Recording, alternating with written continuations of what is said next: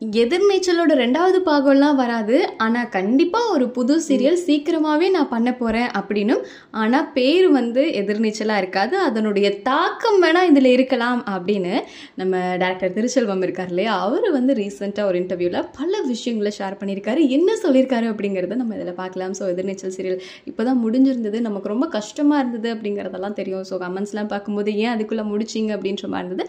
ஒரு பக்கம் ஆதி குணசேகரன் கேரக்டர் இல்லாதது மட்டும் தான் இந்த சீரியல் முடிக்கிறதுக்கு காரணம் அப்படின்ற மாதிரியும் பேசிட்டு இருந்தாங்க. இதை பற்றிலாம் வந்து திருச்செல்வம் சார் கிட்ட கேட்கும்போது அவர் என்ன சொல்கிறாருன்னா, ஆதி குணசேகரன் அப்படிங்கிறது அது ஒரு கதாபாத்திரம் தான். அவருனால தான் என்னோட கதை ஓடுச்சு அப்படிங்கிறது நிச்சயமாக கிடையாது அப்படின்னும், என்னோட கதைக்கு வேல்யூ இருந்து இன்ஃபேக்ட் சொல்லணும்னா மாரிமுத்து அவர்கள் இறந்ததுக்கு அப்புறமா தான் எனக்கு டிஆர்பியில் இருக்கிறதுலே ரொம்ப அதிகமான டிஆர்பிலாம் கிடச்சிது.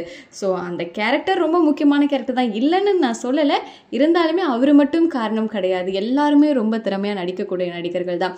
வேலராமமூர்த்தி சார் கூட வந்ததுமே ரொம்ப பயந்தார், என்ன ஏற்றுக்கவே இல்லைன்னு ரொம்ப ஃபீல் பண்ணார். பட் யாருமே ஏற்றுக்கணும்னு அவசியம் கிடையாது. நீங்களாவே நடிங்க, அவங்கள மாதிரி இருக்கணும்னு அவசியம் கிடையாது அப்படின்னு தான் சொன்னதா டைரக்டர் சொல்லியிருந்தாரு. ஆனால் அதையும் தொடர்ந்து எதிர்நீச்சல் சீசன் 2 வரத்துக்குலாம் வாய்ப்பே கிடையாது. ஆனால் சன் டிவியில் புது சீரியல் பண்ண தான் போகிறேன். அந்த தாக்கம் இருக்கும். அதில் நடித்த எல்லா நடிகர்களும் இருப்பாங்களான்னு கேட்டால் எல்லாரும் இருக்க மாட்டாங்க, ஆனால் கண்டிப்பாக இருப்பாங்க. ஆனால் அதில் முக்கியமாக பார்த்தீங்கன்னா அந்த வீடு வந்து இருக்குன்னு இருக்காங்க.